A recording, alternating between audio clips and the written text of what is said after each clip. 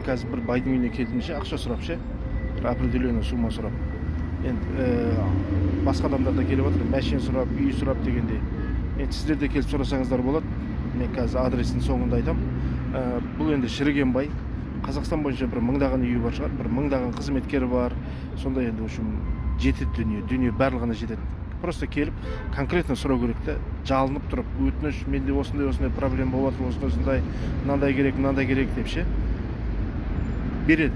И то өзі бермейді, біреу жібереді. В общем, сол әкеп береді ғой. Поэтому келіп сұрасаңыздар болады, чем кредит алып, қарыз алғанша ше. Ешқандай процент жоқ, пения жоқ, басқа жоқ. Просто келіп сұрайсыздар, определенный уақытта өз бір адам жібереді, сол келіп беріп кетеді. Вообще күшті жер ше, рахат. Он банкке, кредитке барғанша. Қазір мен адресін көрсетейін. Адресі мынау ғой, міне басқа қаладан болатын болсаңыздар, мына Шымкентке келіп, мына статуяны табасыздар, статуя деппін ғой.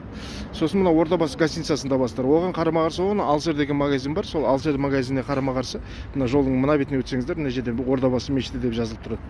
Ол жерге келіп сұраңыздар, бәрін беріп жатыр, бәріне беріп жатыр. Біреулер 4 қатын сұрап жатыр. Мысалы да енді. Так что келіңіздер.